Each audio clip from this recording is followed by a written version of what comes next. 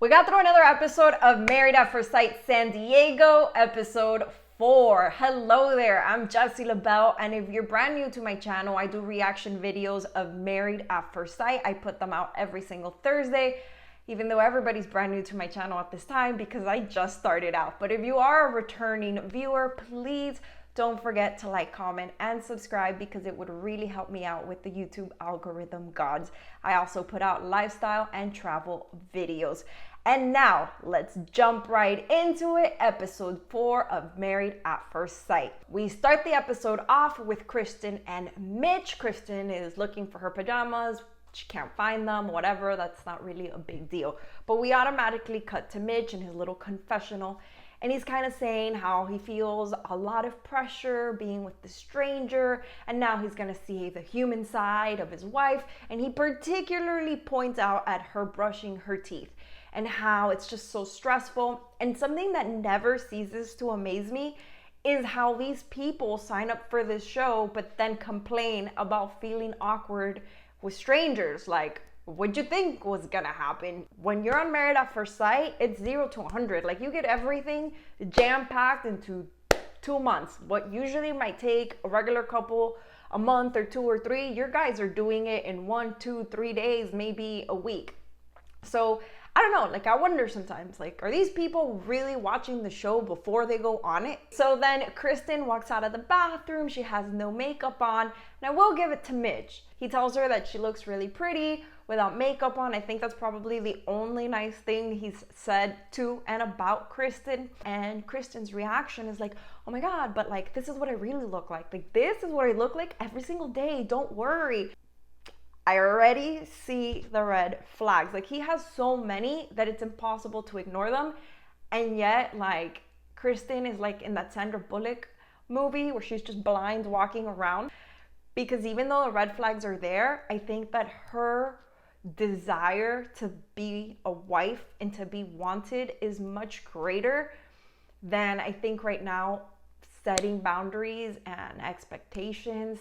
So she's just overlooking everything. Also, she continues to talk about how he's such a great man, but they've only been married for like, I don't know, like 15 hours. Like, you do not know anything about him. This is the episode where the spouses have a one-on-one with their in-laws. And so, since we're on the topic of KRYSTEN and Mitch, Mitch finally gets to have his probably fantasized about one-on-one with KRYSTEN's mom, because we know low-key he is crushing more on his mother-in-law than he is on KRYSTEN. So KRYSTEN's mom asks him, what are your intentions with my daughter? And yet again, like, I think this is one of the most useless, most pointless questions, because it's not like anyone's really gonna answer this question sincerely. And that's exactly what Mitch did. He gave the most insincere oh wait, I can't say bad words.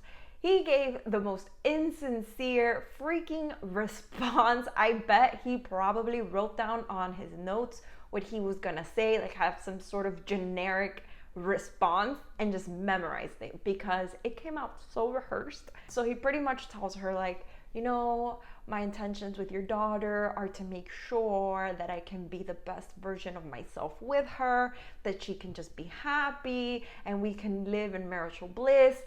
What caught my eye while he was actually saying this was his demeanor. So as he's talking to her, he's not looking at her in the eye. He's just kind of like this and talking and just looking down. And I've always thought that people who continuously do that while you're having a real heart-to-heart conversation with them, they're not being genuine and they're not being sincere. Then KRYSTEN's mom asks him why his other previous relationships haven't worked out. And the response this guy gave, he says that his previous relationships didn't work out because he was a closeted environmentalist. But let's remember, at the beginning of this season, he tells us that the reason that his relationships haven't worked out is because he doesn't even put the most minimum effort. Aside from that, he also tells KRYSTEN's mom that, you know, he's not really into girls that are bougie with like the whole makeup, and he doesn't like girls with accessories. Now that I really think about it, this man spends most of the episode complaining about women wearing makeup doing their hair, having accessories, instead of just really focusing on whether this girl has the qualities to be a good wife. We then see KRYSTEN sitting with her mother-in-law, her brother-in-law, and his wife. KRYSTEN asks them what is something that she should know about Mitch. Like, can they offer her any piece of advice? The sister-in-law mentions that he lashes out and he hurts people. The mom says that he's honest, and then they go and they emphasize that he's brutally honest, but at least you know what he's always thinking. And I do not like the way that they justify his poor behavior. Like, oh, that's just Mitch, he's just honest. And when you are honest and you're not kind with your honesty, you're just cruel and rude. And that's exactly what Mitch is. He's cruel, he's rude, and no one has really put their foot down and told him that he needs to stop with this kind of behavior. And I really hope that KRYSTEN stands up for herself. Then we see KRYSTEN and Mitch open this really nice care package that's gonna let them know where they will be going for their honeymoon. And I think Mitch just really has the personality of like a cardboard. So KRYSTEN's super excited. She wants to open the poppers. He's telling her that she shouldn't do that because it's bad for the environment. Mitch, like, it's not like you're popping this right by the ocean. You're in your house. You do know that you can just vacuum that up, right? Later in the episode, all the couples finally make it to their all-inclusive resort, and we see them all gathered. They're talking, they're having fun, and then they start talking about their sex life. How are they gonna approach that part of their relationship with each other? Are they gonna be quick? Are they gonna kind of wait it out? I really don't like the scenes where they're all together just talking about their sex life. It's just awkward and uncomfortable. I get it, it's not their fault. Production probably tells them like, this is what your topic is, but it makes me cringe. I don't know if I'm the only one that thinks that way, but it's like really pushed on them to talk about this. So then Justin reveals to the group that he is celibate. And we get a little confessional scene with Mitch where he also tells us that he hasn't had sex in over a year. What a surprise. I mean, I'm probably sure that it has absolutely nothing to do with the fact that you're an environmentalist, lecturing, band-aid wearing little prick. Mitch, you lack self-awareness. You're not humble. Why would any woman want to be with a guy like you? You love to cause scenes. You love to brag about it. You're just mean. I really, really hope that this girl wakes up. KRYSTEN, wake up. Lindy and Miguel, and we see them winding down, getting ready for bed, and we see Lindy. I know she's gonna give us this all season. She starts just kind of like, she starts panicking. I can't find my bag, I can't find my makeup bag, I can't find my pajamas, I can't, and she's just like getting really flustered. We cut to Miguel, and he lets us know that he has no problem with conversation leading to sex. And we go back to Lindy. She's still panicking. She still can't find her bag. And they pieced this part together in a comical way. I really thought that they should have just added music to make it more entertaining. So we see 10 minutes pass by, 15 minutes pass by, 20 minutes pass by, 35 minutes pass by.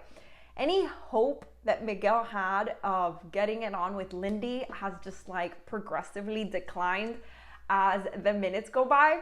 And you can start telling by the way like they filmed it that he's just kind of getting aggravated. So he gets up to check on Lindy, and she tells him like, oh my God, I'm washing my face. She's like flustered. And he's like, all right, I'm just gonna go use the bathroom on the other side. And you could tell that she's a very panicky, anxious person. And there's no problem with that. I think that for Miguel, because he just met her and he was thrown into this so quickly, it's gonna be something to get used to. Whereas if you're like I'm kind of like that, I freak out and I do have those it's the end of the world moments. And my husband really, he brings me back down, and he like reassures me that nothing's gonna happen, and I kind of just snap out of it. But I think it's because he's gotten to know me throughout the years, whereas Miguel's just like ta-da, this is your wife. You know, he hasn't really had the opportunity to get acclimated to that. So I think that's going to be a challenge for him. The next day, Lindy and Miguel wake up and they start having a conversation, and her anxiety and overthinking starts to get the best of her again. So they're pretty much saying that you get to know a person by the way they travel or when you travel with them. And Lindy, you know, she just goes off. Lindy has left the building. Just goes on a tangent about having sex, and oh my god, and if my blood sugar goes down, and what's gonna happen, and I need my snacks, and da-da-da, and Miguel, you're gonna help me, right? You're gonna help me, you're gonna be there for me. I really think that Lindy is gonna end up getting on Miguel's nerves. She seems like a good person, so I hope that he has the patience to deal with her. And I really do think, like, speaking from experience, I think that that's something that you can work on. I think that you can definitely tone it down. It just takes, obviously, you have to put effort into, you know, getting out of that mindset and working on it. And it also helps when your partner is very patient. I think Lindy is way more in like with Miguel than Miguel is with her. Then they get to the part where Miguel meets Lindy's mom and her brother and some other guy. I'm not sure if it's a brother or a friend. But the part that really called my attention, that I was just like, oh no, was when they start asking Miguel about his sexual intentions with Lindy. And then Lindy's brother proceeds to give Miguel a biblical lecture on sex and how, like, in the Bible it says that you shouldn't have sex unless you really get to know one another. And I was just like, why, bro? Why? That's literally none of your business. If Lindy chooses to engage in sexual intercourse with this man, whether she knows him or not, she is an adult woman. She can do it. And if you're really that concerned about her sex life, that's not something that you should address with Miguel. Like, you just met him. That's something that you address with your sister, and you approach it from a way where, like, you're giving her advice. Like, hey sis, you know, get to know this guy before you give him the cookie. You really want to make sure that his intentions are in the right place, that you build up some kind of friendship.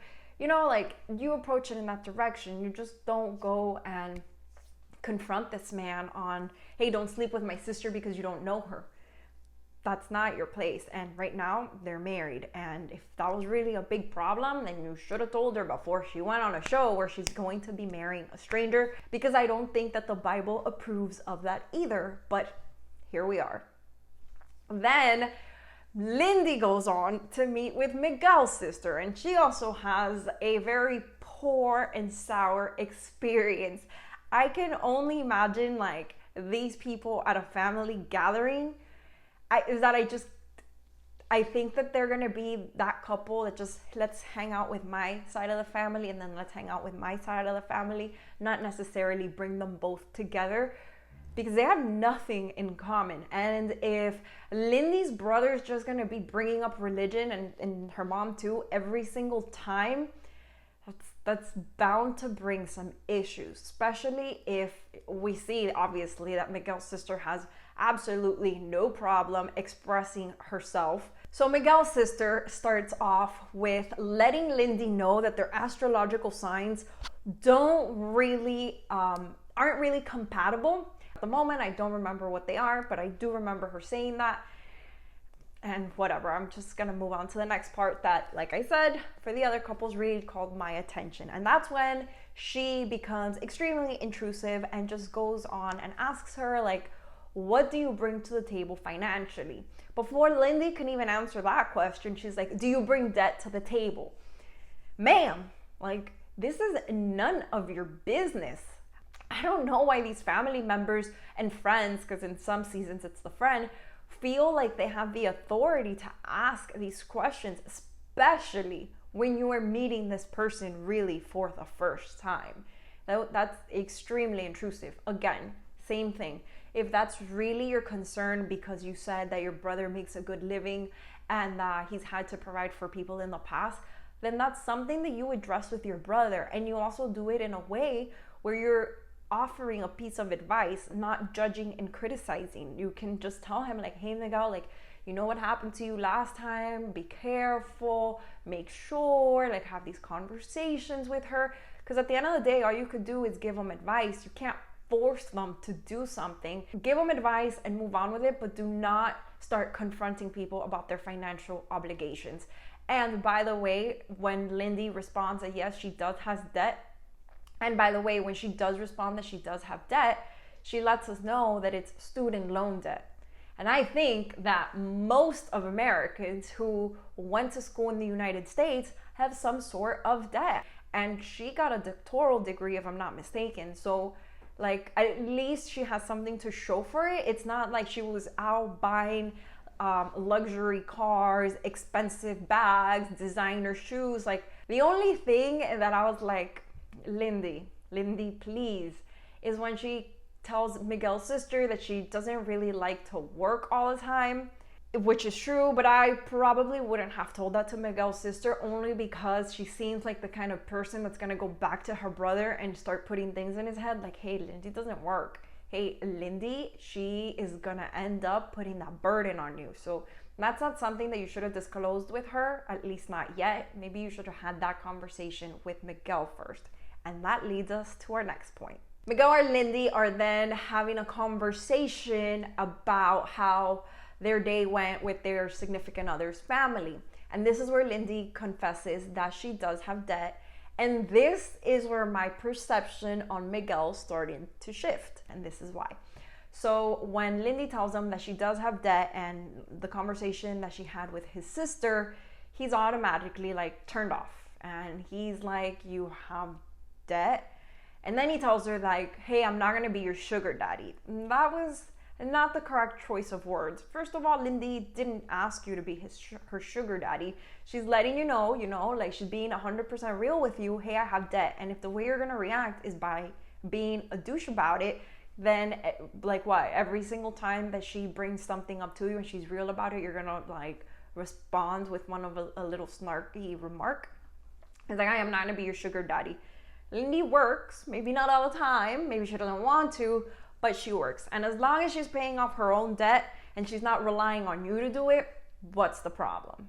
So we're toward the end of the episode where all the couples are together in Puerto Vallarta, and Miguel lets us know that he lets the group know that he made a move on Lindy, a move that would eventually lead to sex, and she turned them down. And instantly we find out that it's because exactly what her brother had mentioned earlier. She wants to get to know him better. Again, I don't think the brother has anything to worry about. It seems like Lindy has a good head on her shoulders, at least when it comes to this. She wants to get to know him better. She doesn't want to be already physical with him until they have some sort of emotional understanding of each other. She doesn't just want to go right off the bat and sleep with him. We know that usually when couples do this, it tends to fizzle out eventually because they didn't establish like a foundational ground. I really don't see a problem with it. I don't know what's gonna happen with these two. I still think they're gonna make it, and I hope that they can push through each other's little quirks. Justin and Alexis, the two that love to overshare about their sex life. So Justin starts off by telling Alexis as they're cuddling in bed that he was watching her sleep, which is kind of weird. She found it, I guess, cute. I thought it was strange considering, like, again, you don't know these people. Why are you watching her sleep? It's super weird. Then we proceed to them having this weird exchange where they are role-playing and Alexis is acting as if she doesn't know Justin, and Justin is just a random guy, and she's like, yeah, I'm married. My husband is 6'8", and blah, blah, blah, blah, blah. It was kind of strange. Like, it was all right for like a couple of seconds, and then it just, I don't know why the editors didn't cut that off. Maybe they couldn't find the right place to chop it. And then Alexis is like, yeah, let me put my number on your phone, and they take a picture. And I don't know if Alexis was doing this because she thinks other women are going to be looking at Justin's phone. But something tells me that not a lot of women are up in Justin's space, and not a lot of women are gonna, like, girl, you have nothing to worry about. I'm pretty sure that, Justin is just happy that he has you. As they're having this exchange, then Justin is like, yeah, call me Tree. And then Alexis asks him, like, do a lot of women ask you that to climb the tree? And he's like all proud, and he's like, yeah. Again, I don't know about you guys, but something tells me that not a lot of women are trying to get in Justin's phone, not a lot of women are trying to climb the tree, and not a lot of women are trying to get in his pants like he said. There's a saying in Spanish that says, dime de qué presumes y te diré quién eres, or something like that. And it kind of means tell me what you're bragging about, and I'll tell you what you're insecure about. Like, you're just trying to compensate for something that's lacking or that you think is lacking. And the fact that Justin keeps talking about his sex life and his sexuality and everything, like, he's just giving off either desperate vibes or I've never really been with a woman vibe. I don't know. Another side note, it was Justin, just put a shirt on, man. Like, we're good.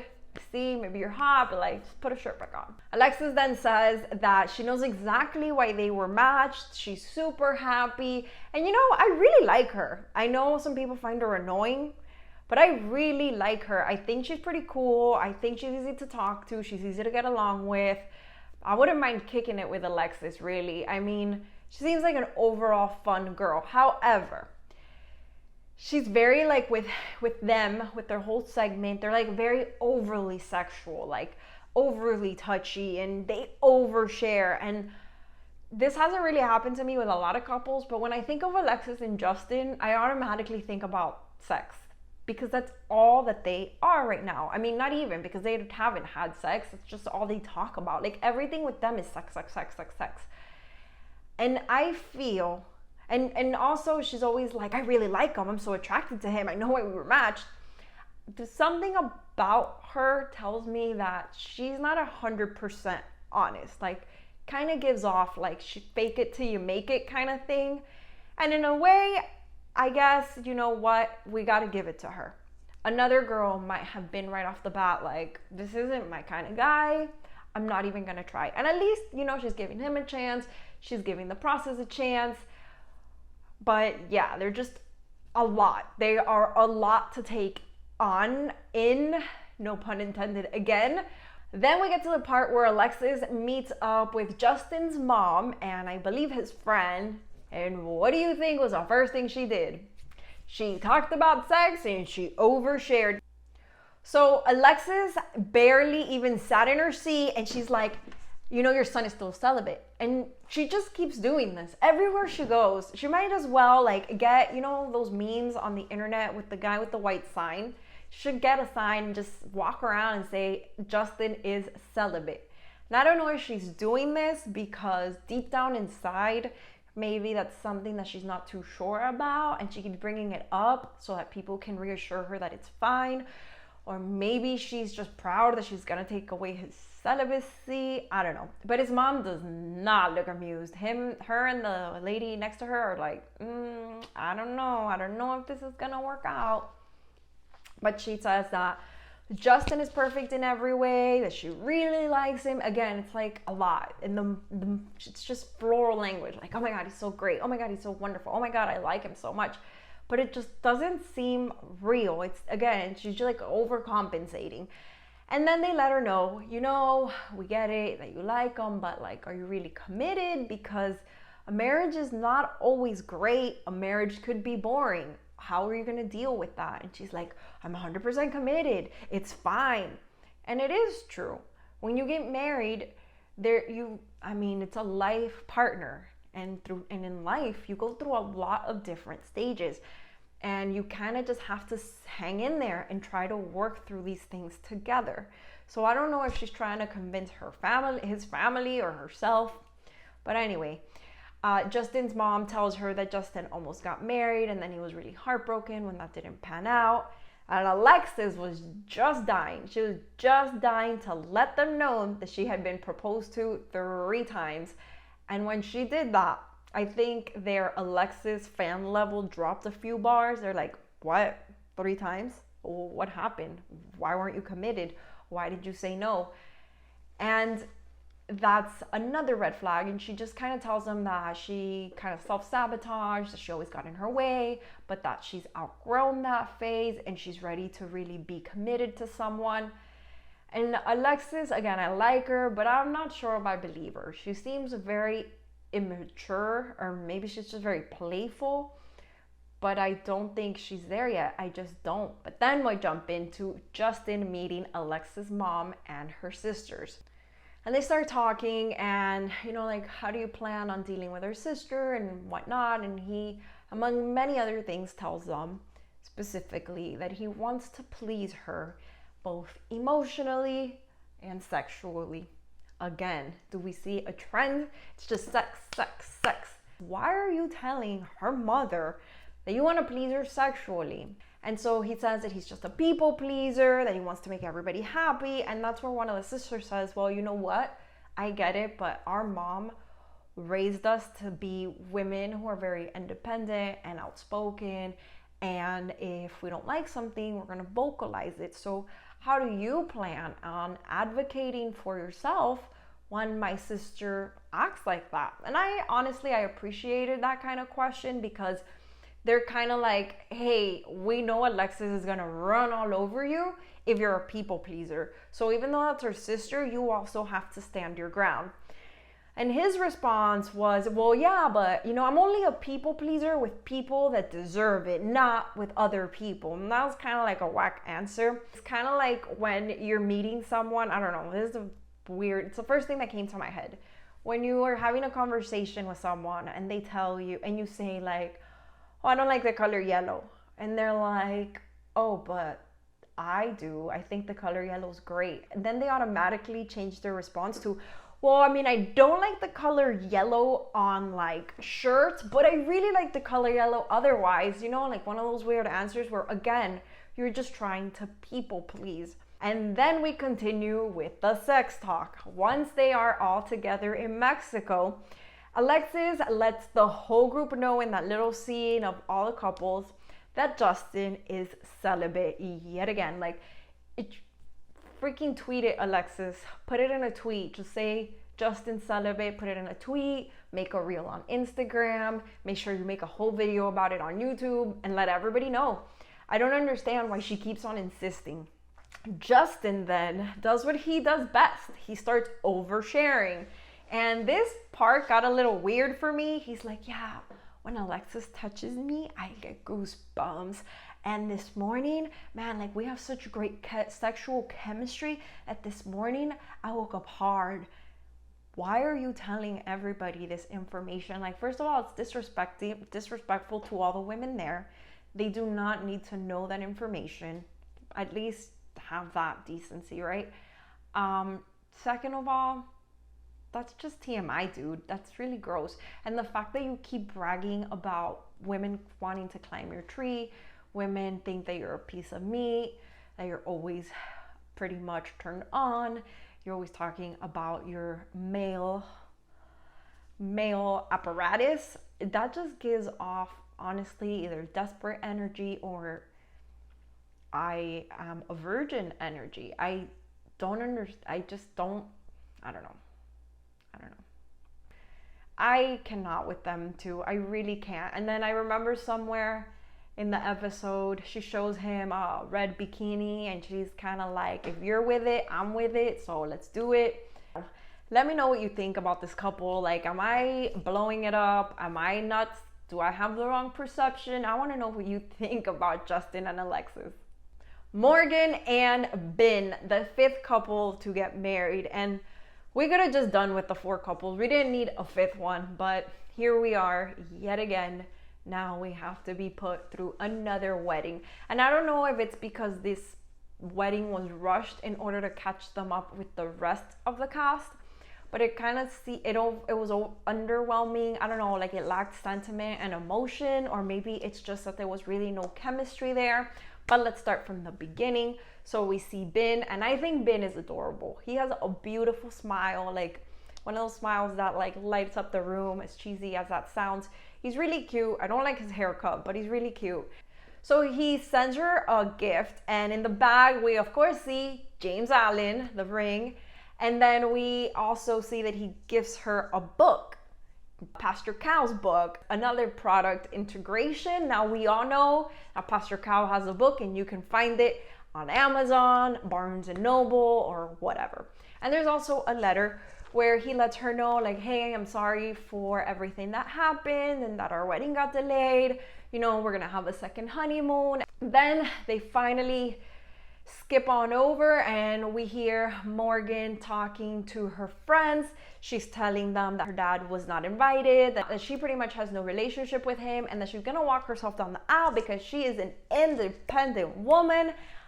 And I think Morgan has reminded us and herself that she's an independent woman more times than we'd like.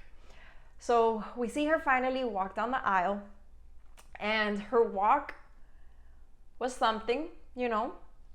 When I saw them both up there, I do not think they match. It was just an odd pairing. And this is gonna sound pretty vain and shallow, but Ben looks like he likes like girls with big butts, big boobs, tiny waist, really pretty, or just really beautiful feminine girls. I think Morgan is beautiful, but I do not see her as a delicate type or very feminine, and that's all right. But that's what I mean, like they don't match. I wouldn't put them together. Like if I would have seen them elsewhere, I wouldn't have matched them together, but hey. Something else that called my attention is I wonder what a party with his friends and her friends would be like, because her friends are very different from his friends. Like his friends look like bros. Again, the kind of guys that are just kind of like all about looks and hot girls, whereas her friends look like the kind of girls that are like, those guys are douchebags and we don't like them. So I really wonder what that's gonna be like. So I guess we'll probably see that at the housewarming party. So before Morgan walks down the aisle, Ben is talking to his mom and he's like, hey, you know, if you don't like her, we can work through that. Just like throw me a sign, let me know. And that was weird, Ben. That was so weird, because even if your mom doesn't like your spouse, you have to have like common sense and really ask yourself, like, why doesn't my mom like my wife? Is it because my wife is disrespectful? Is it because my mom is a nitpicker? Is it because my mom just has some sort of weird jealousy where I'm hanging out more with my wife than my mom? Like, you really gotta analyze these things, and you also have to make a decision for yourself, because sometimes your parents might not like your spouse, but your spouse is a pretty great person and they just don't happen to get along, and that's all right. During the part where the family members are describing the bride and the groom, of course, they say that Ben is a mama's boy, and Morgan is just kind of like laughing. And for her at the moment, probably because she's nervous, everything's fine to her. She's like, that's okay. That's all right. It's all right. It's all right. It is not all right, Morgan. And if you're independent, like you say, a mama's boy is gonna get on your last damn nerve when you start making independent woman decisions and he's like, no, I gotta ask my mom. Or when you're cleaning the house and he's like, that's not how my mom cleans. Or you're cooking a dish and he's like, that's not how my mom cooks. That's gonna get on your nerves. Then when Morgan is giving her vows, and this is again what stood out to me the most. The first thing she says is, I am a strong, independent woman. I am confident. We know, you've told us every single episode since this began, we know you're strong and independent, and you don't have to say it so much. We believe you.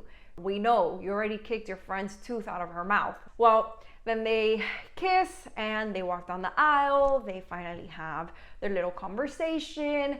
And I think that they're both very friendly with each other right now. But did you guys notice that Ben is like way over there? He's not really like on top of her. So I think he's just really friendly and really nice. Eventually they talk. He says that he's gonna take her to Japan for their second honeymoon when he sees her tattoos. And I'm just like, Ben, brother, you were just saying that you turn off the AC to save money. You are really gonna take a stranger to Japan? Why do I not believe you? Then they continue to talk, and she says that she works out 5 times a week. He says that he's also a personal trainer. and they'll probably end up being gym buddies, quite frankly. I do not foresee them having this hot and heavy, steamy relationship, and that was confirmed during the promo, where they are just bickering back and forth. We see at some point Morgan crying. She also says that you lied to me. We'll see what's in store for them, but I give Morgan and BINH a 0 on the most likely to say yes on decision day. I think they're both gonna say no. I want to know what you thought of this episode. I want to know what you thought of the couples. Let me know in the comments down below. Make sure to like and subscribe to my channel. And remember that every Thursday I am putting out a new reaction video. I'll catch you guys next week. Bye.